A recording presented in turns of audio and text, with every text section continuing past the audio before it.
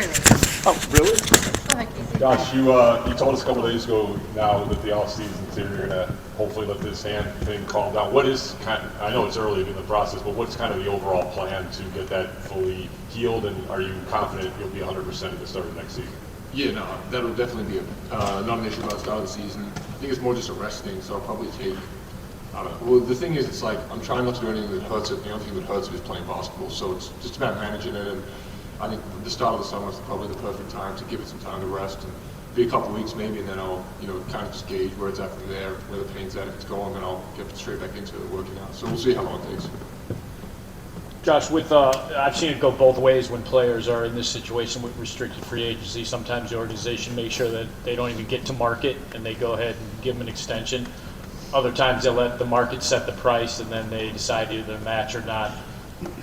Zach LaVine had bad feelings when that happened to him. Do you kind of have an assessment of where you are if they let you walk and see what the market says and it might not be a great price? Do you get bad feelings? Will you have bad feelings about it, or are you just like that's the way the business is? No, well, I mean, for one, I haven't really thought too much about it. I mean, the season's just finished, so I've tried to keep my focus. And obviously, contract's been in the back of my mind for a while. Like, I understand it's coming up this summer, but Right. and I understand where it's at as a restricted free agent and what that looks like. But in terms of the offers, where they come from, wherever they are, I haven't thought too much about it. So those things will happen when they happen. It's obviously going to free agency is July 1, so it's sign after then. So we'll see what happens. But yeah, I mean, I understand the business side of it, but also I haven't thought too much about it. Past where and when a contract will be done. Darnell. Josh, when you came here, you said that you want to really prove the type of player that you are. And we've talked about your season a lot all year. The downs, the positives toward the end, especially. But how do you feel like? What do you feel like you learned about yourself this season? Do you feel like you got to prove what you're capable of this year? Yeah, I think it was obviously the start of the season. Just I feel like I just couldn't get going. And I mean, I've said it a number of times, but obviously coming into a new situation, I never wanted to come in here and step on any toes. I thought the team that we had, I was trying too hard to fit in and to please everybody. And then I think probably, post-deadline All-Star break time, I started to just play freely and be me. And I wasn't trying to make it, all about me or anything like that, but I felt like, post-deadline, we as a team found another gear, and a lot of guys actually took it to another level. And as the point guard, the ball's naturally going to be in my hands a little more, so production started to go up and up. We started to win more games. I thought our back half of the year was phenomenal. And I think going into the summer, those are really positive things you can take. But for me, I thought, the start obviously wasn't where I wanted it, but I think as the season progressed, I started to find my feet within the team a little more. And as the season went on, confidence grew. It grew as a team as well, and I thought we finished the year the right way. Julia. Josh, kind of building off that, you talked to us about wanting to improve your defense from basically day one that you got here in Chicago. How do you assess that growth that you've had this season, and where do you feel like you can kind of go in terms of continuing to build that in the future?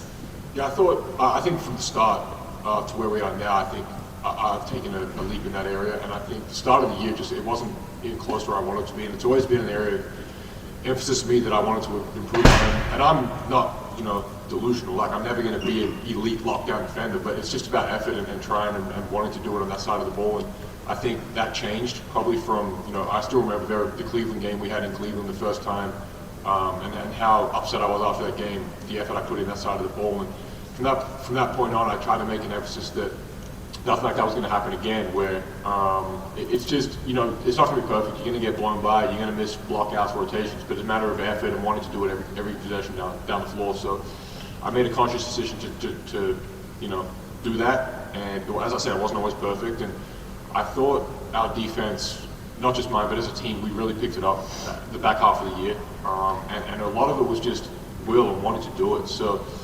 that's an area I want to continue to get better at. I understand postseason basketball defense really shows up. So we want to be there as a team. I want to be there as a player. And it's something I've got to continue to get better at. Couple more. Sam, go ahead. I know you addressed this many times during the season, and actually just addressed it a few minutes ago, but you talked about that break, about the All-Star and coming back, and you had the time to But when that happens, Bulls were kind of 14 games, 12, 14 games below 500, kind of what seemed like out of it. And people are shopping for Josh Giddey, whether the Bulls or somebody else in the next, this summer. How do they know which is the Josh Giddey they would be buying? The one in the first 50 games who was not, like you say, playing to your level, or the one subsequent to that, but at a time when the team was maybe not looked upon by the rest of the league as a serious competitor? Good question. I think the first half of the year, as I said, it's a new situation, so naturally there's going to be an inclination to come in here and try to fit in. That was my initial mindset. I never wanted to come in and try, not ruffle feathers, but change the whole dynamic of the way guys played and the way the team played. But I think it took me a little while to find my feet, and obviously trade deadline happened when Zach got moved, and he was obviously such a big part of what we did here. It kind of opened up, avenue for other guys to step into, and I saw that as an opportunity to take on a bigger responsibility, both sides of the ball. And I think from the 50 games at the start of the season, it was just two completely different players, and not even talking statistically or anything like that. It was a confidence level, aggression level, effort level. So there was just so many things that changed throughout the year, and I think obviously if you compare the statistics, they look very different. But for me, it wasn't about that. It was about how hard I played, how much I tried to lead these guys, how connected we came as a team. And as a point guard, a lot of that falls on my shoulders, and I loved having that responsibility. And we finished the season 15-5. I thought the way we ended the back half of the year was the right way. We did it together. We did it collectively. So in terms of what teams are getting, if you ask me to sell myself, I'd say the second half of the year player is who I am. The first half, it just a completely different guy. Confidence was probably down. Aggression was probably down. Trying to fit in too much. So the second half of the year player is who I am. It's who I've been, and it just took me a little while to get back to that. Drew.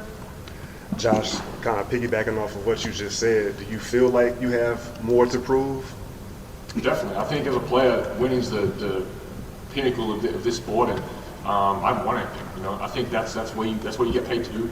Teams pay players to win games, and I've got to continue to figure out ways to do that. And it's never going to all be on me, but a lot of that responsibility is on the starters, the guys that play big minutes. So it's both sides of the ball. It's got to be done every night. It can't be a pick and choose possession thing when you want to do it, when you don't. So we've got to figure out. I've got to figure out how to make that an every night thing, and continue to win games. And it's what you get paid to do. It's what everyone gets paid to do. So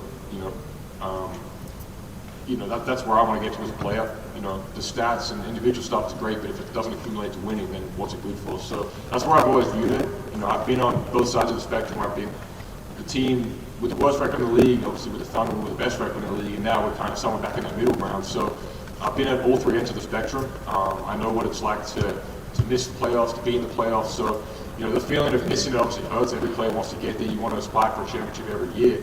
But at the same time, you've got to understand you can't skip steps in that process, and it takes time to get to that level. So clearly we weren't at the level of winning a championship this year. We showed on nights that we can compete with championship level teams, but it's just a matter of being consistent, doing that over the course of 82 games. And I think we have the pieces here to do it. It's just a matter of not skipping steps, sticking to the process. And I truly believe we have enough to get to that point. Casey. Josh, I'm just curious, obviously last summer you had the Olympic commitment. What's going to be kind of your routine this offseason? Where will you be based? Will you be working on that kind of stuff?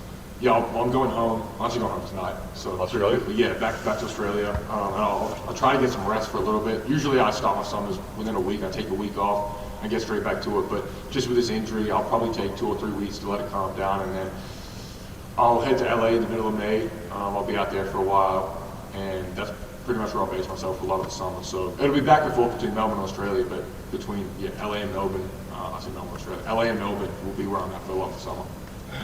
Thank you. Thanks, guys. Thanks for everything, Thanks, Josh. We really appreciate it, man. Have a good